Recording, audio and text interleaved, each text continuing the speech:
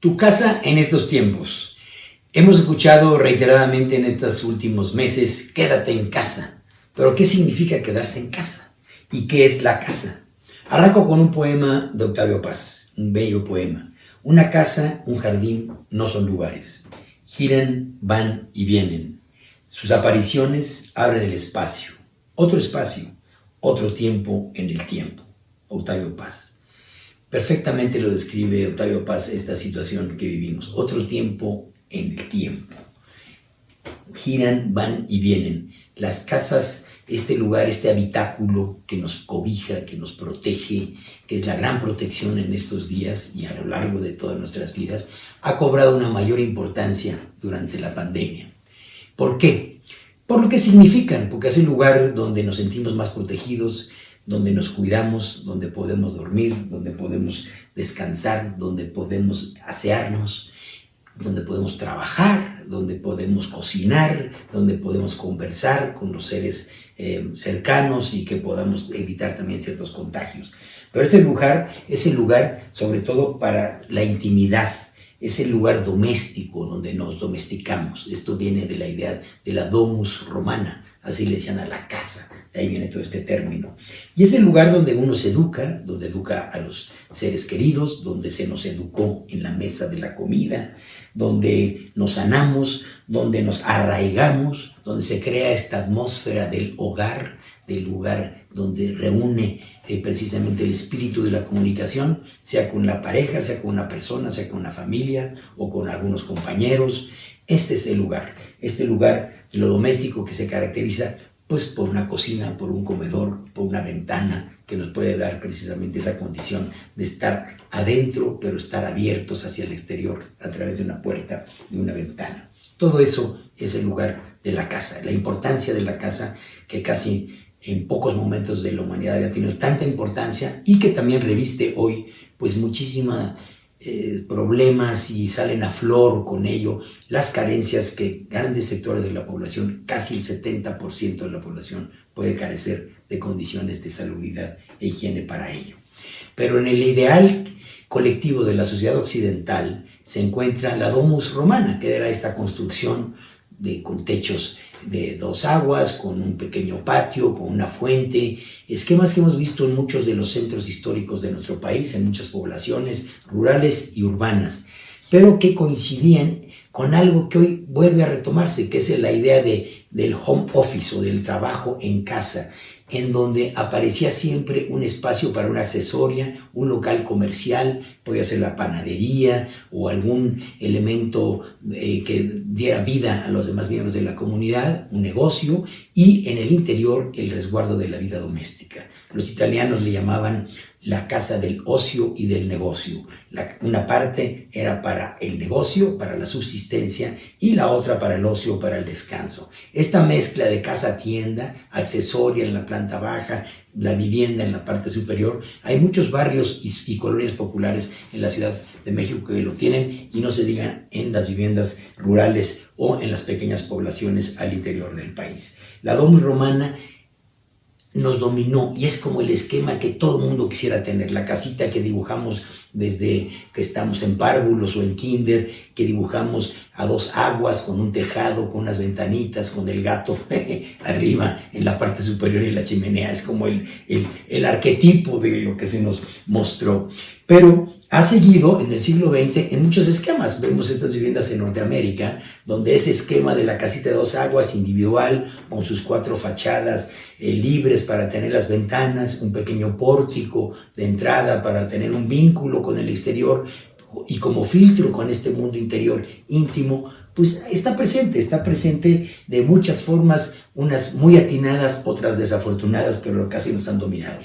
Pero ¿qué sucede en muchas ocasiones? Como en este cohabitar, la pareja puede estar uno leyendo el periódico, la otra persona tocando el piano, acompañándose, en esa idea de acompañarse. No se tiene que estar conversando, saber que el otro está ahí, que los dos o los demás miembros de la familia están en casa. Pero también es el lugar donde se hace la festividad, donde se invita a los amigos y pueden bailar, echarse unos tragos, algunos descansar. Este es el lugar que se puede apartar a otro habitáculo para hacer. La casa es esta gran ciudad, ¿no? Decía Alberti, este gran arquitecto del Renacimiento y pensador, que una casa debe ser como una ciudad y una ciudad debe ser como una casa. Entonces, proveernos en esto de la intimidad y lo colectivo. Pero en ocasiones pues, no se puede, sobre todo en países con tal desigualdad como la de México.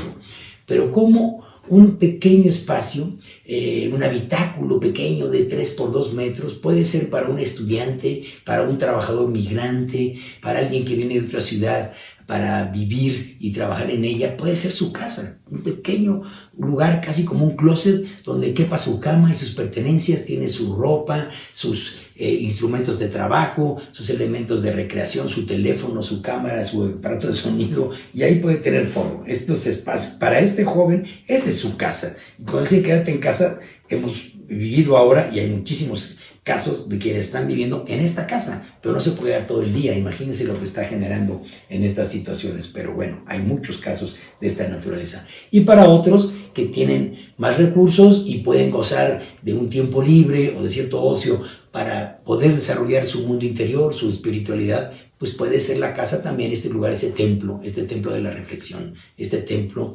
donde puede ser, encontrarse con sí mismo y tener un vínculo con el exterior y con la propia naturaleza. Así es que las diversidades son amplísimas. Desde la casa mexicana, esta es una casa de Oaxaca, clásica con un pórtico perimetral y un patio hacia el centro con sus puertas y habitáculos privados, cada una de las recámaras. El más grande será el comedor o la cocina, que eran los lugares más propicios, no tanto la sala, eso es un esquema posterior, pero vamos teniendo este tipo de espacios, ¿no? Los lugares de cobijo o lugares sociales con materiales más cálidos.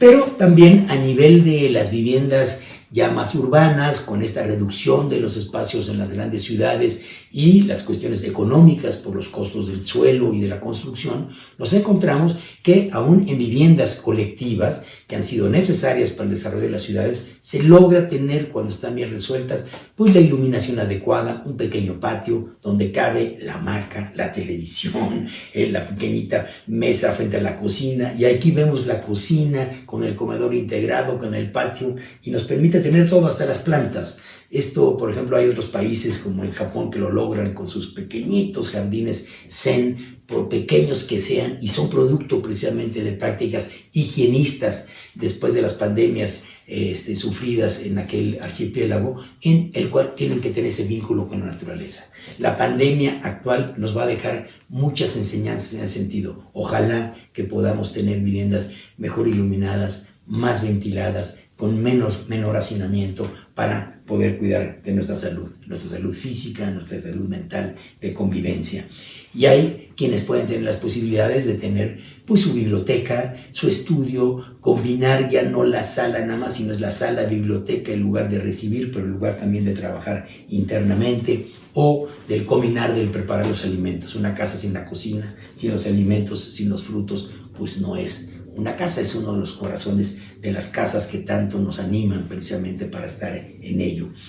O el lugar de estudio. Esto se ha convertido, muchas aparecían como estudio, pero ahora se han convertido estudios oficina, el lugar donde se crea, donde se piensa, donde se lee, donde se estudia, donde se trabaja. Esto es la casa. Y nos encontramos históricamente con una gran cantidad de estudios que ahí generaron parte del pensamiento, desde el gabinete del doctor Freud en Viena, ¿no? Donde a un lado de su apartamento, precisamente en un edificio de vivienda, pues tenía su consultorio, ¿no? Su consultorio para poder atender a sus pacientes y tener el famoso diván histórico con estos tapetes, en esta idea para poder que el paciente se sintiese a gusto. Entonces, una extensión de la casa que se convierte en el estudio es muy común, una extensión de un galerón que permite también escuchar la música en la bodega o en el ático del edificio, o un taller un poco aislado, en este caso de un escultor que está elaborando sus esculturas al lado de la mesa de trabajo con su compañera de vida, o estas dos personas que se acompañan, uno creando y la otra creando también en la vida doméstica, para poder compaginar precisamente esto de que se levantan los platos, se levantan los alimentos y después de levantarse los alimentos aparece el otro alimento, el alimento de la creación, del trabajo, conjuntando en un monoespacio, en un solo espacio, ambas actividades o múltiples actividades, donde la luz precisamente puede generar todas esas atmósferas, las atmósferas para crear, la de los pintores, donde requieren de la luz y la extensión para su trabajo como una extensión de su habitar, la de los creadores artísticos, artistas visuales, que en una parte de su casa, como en un galerón, un elemento anexo, puede precisamente estar reflexionando sobre su hacer. Y esta idea de la casa estudio, tenemos como ámbito, y en México es algo ejemplar, las famosas casas estudio de Diego Rivera y Frida Kahlo en San Ángel, donde Diego Rivera, como un artesano, tenía en el ático, en su tapanco, arriba su pequeña cama, muchos conocen ese estudio, y abajo su taller, como si fuese un herrero, un carpintero, un trabajador, un obrero de la cultura, ¿no? Y la propia Frida también, conectados por ese mismo puente. Estas son referencias de las casas de estudio que se dan para ciertos sectores de los creadores artísticos, lamentablemente no para la mayor parte de la población. O aquel músico que, dado que no existe las condiciones para poder trabajar ahora en la sala de conciertos, lleva su piano y lo incrusta de alguna manera bajo la escalera de su casa para continuar con su práctica, porque debe de continuar con su oficio, con su dinámica, con sus prácticas cotidianas, para no perder precisamente esa capacidad de ejercitarse.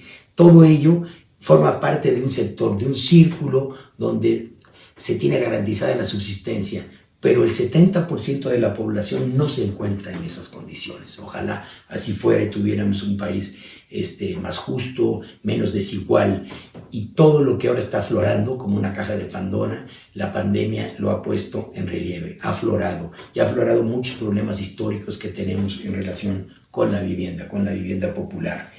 En México tenemos 34 millones de viviendas. ¿Cómo le podemos pedir a una persona, a una familia de esta naturaleza como la que estamos viendo, donde están varios miembros de la familia, 2 hijos, la mujer, el jefe de familia o los jefes de familia, la mascota, y en un monoespacio tener todo, ¿no? La televisión, la mesa del comedor, el estudio? ¿Bajo qué condiciones podrá trabajar esa persona, la mujer o el hombre, poder estudiar, o este muchacho estudiar vía a distancia las tareas que se le han dejado? Hay una dificultad muy grande para poderse enfrentar en situaciones de esta naturaleza. O estos conjuntos que precisamente, aunque ya están consolidados y por fortuna cuentan con todos los servicios, pues se presenta esta dificultad de la casa. De las 34 millones de viviendas que tenemos en el país, 9 millones se encuentran en rezago. Es un rezago jurídico, que no se cuenta con la certeza jurídica, que no tienen escritura, que están en problemas de conflictos de alquiler o de diferentes índoles. Esto es bastante grave, ¿no? Y vemos zonas consolidadas que por fortuna cuentan con infraestructura, y por más dramática que pueda ser la imagen, pero cuentan con todo, cuentan con sus vialidades, con sus mercados, con las rutas de transporte, con agua, con drenaje, pero no todas así. Quienes ya se encuentran en terrenos mucho más accidentados, pues la problemática de llevar el agua, el drenaje, el poder caminar, el subir con los alimentos o el trabajo cotidiano, pues no lo es tan fácil. Entonces, cuando aparece esta fase de quédate en casa, pues se entiende a nivel de una política de salud, a nivel de invitar a las personas que no salgan tanto al exterior. Pero hay quienes lamentablemente no lo pueden hacer, están obligados por su condición a quedarse. ¿Y cómo se van a quedar todo el día en casa cuando las condiciones no los permiten? Y eso que en esta imagen no vemos una tormenta, una lluvia, un vendaval que puede generar esto. Durante 12 años aproximadamente, durante 2 sexenios en México, se llevó a cabo una práctica sobre la vivienda absolutamente equivocada. Se hicieron conjuntos de esta naturaleza, repitiendo este ideal mal interpretado de la domus romana, la casita individual, ¿no? Pero en lugares distantes, en terrenos suburbanos, con un altísimo costo para la sociedad, porque se hicieron realmente en las orillas de las ciudades, en terrenos que tenían una vocación más bien rural o para cultivos, y que por lo barato del suelo se construyeron ahí y llevaron a millones de personas a vivir en esos lugares, en ciudades dormitorio que hoy están gran parte abandonadas. Hay 650,000 viviendas de esta naturaleza abandonadas, unas inconclusas como se puede ver en la imagen. Y esto lo único que generó pues es un rezago, o sea, no puede decirse alguien que se pueda quedar en su casa ahí, imagínense, en esta especie de panal, es la antítesis precisamente de lo que puede ser un hogar. Se vuelven monoespacios bastante complejos. Lo que sí hay que hablar es que en México tenemos 7 tipos de familias están tipificadas. Desde la familia monoparental, la más tradicional, padre, esposa, esposo, con hijos, pero hay ya muchísimos tipos de relaciones. Hay viviendas que están habitadas por hermanos mayores, ahora por los jóvenes, por los famosos roommates o colegas, por estudiantes, por una serie de estructuras totalmente difíciles, por viudos, por divorciados, en fin, hay una multiplicidad de esquemas que no son analizados precisamente en este tipo de conjuntos desde el punto de vista ambiental, y es una desolación. Esta es la antítesis de lo que debe ser una casa, un hogar, y un lugar que nos permita precisamente reconfortarnos. Y pues las imágenes de la desigualdad, que no estamos ajenos a ello. Ya lo comentaba Sergio García Ramírez sobre una cita de Alejandro von Humboldt, este gran viajero y amante de la naturaleza y sabio, una especie de renacentista que amó México y creó muchísima conciencia sobre su país, al referirse que México era el país más desigual que se conocía. Lamentablemente las palabras y los labios de Humboldt seguirían diciendo lo mismo, y vemos estas escenas de contrastes radicales entre el hacinamiento, la informalidad, con una formalidad exultante. Pero sin embargo, continúan elementos culturales muy importantes. Tanto en la ciudad tenemos buenos ejemplos como en el campo. La vivienda vernácula, la casa redonda de los mayas, la casa redonda del sureste, donde con una enorme sabiduría a nivel climática, a nivel térmico, para que crucen bien los vientos y sean frescas ante esos climas tan imperiosos, pueda durante el día realizarse el elemento cotidiano, la cocina, el estar en unos butacos, en unos pequeños banquitos, pero durante la noche eso se transforma y al colgar unas hamacas simplemente se vuelve el dormitorio. Entonces es un monoespacio que es cocina, comedor, estar y dormitorio. Esto es fantástico. Mucho podemos aprender de ello para esquemas de esta naturaleza. Y por fortuna hay una serie de campañas, hay grupos sociales, hay colectivos que últimamente están haciendo un trabajo muy importante por recuperar estas tradiciones, pero estamos hablando de sectores marginales, no es la gran parte de la población.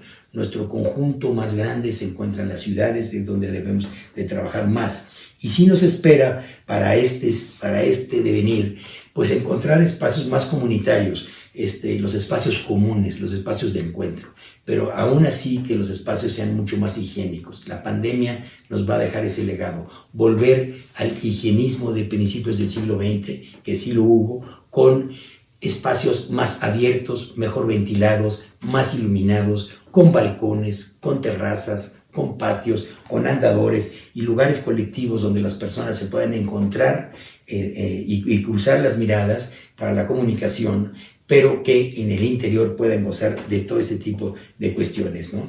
De vivir mejor en las ciudades, vivir con mayor confort. La vivienda es algo fantástico, la casa es nuestro hogar, es el lugar donde nos recreamos, el lugar que nos genera arraigo. La historia nuestra en gran parte se desarrolla en una casa. Es el lugar donde pasamos el mayor número de horas en nuestras vidas, y ahora más todavía en estos meses lo hemos podido constatar. Así es que es una reflexión la que hago con ustedes para revalorar precisamente lo que es la casa, lo que es llegar a casa. Norbert Schulz, un teórico de la arquitectura alemana, o alemán más bien, sobre la arquitectura, él comentaba que cada vez que uno entra y cruza un umbral, la puerta de su casa es como volver al seno materno. Es decir, esa puerta que cuando abres y te sientes protegido de la lluvia, de las inclemencias del tiempo, de un posible acto de violencia, del estrés que te generó la vida cotidiana. Al cruzar ese umbral, generalmente hay un relajamiento del cuerpo, vuelves a sentirte en ese seno, decía Norbert Schulz, llegas y cruzas de nuevo el útero materno. Y en estos días y en esta temporada por la cual atraviesa el mundo, revaloramos la importancia de esta célula pequeñita que cuando se va sumando es lo que ha construido las ciudades. Es la célula fundamental de la arquitectura y de las ciudades para darnos vida, lo que mantiene precisamente la vitalidad de la sociedad. Vivamos en unas casas y los invito a reflexionar cómo es su casa en estos tiempos.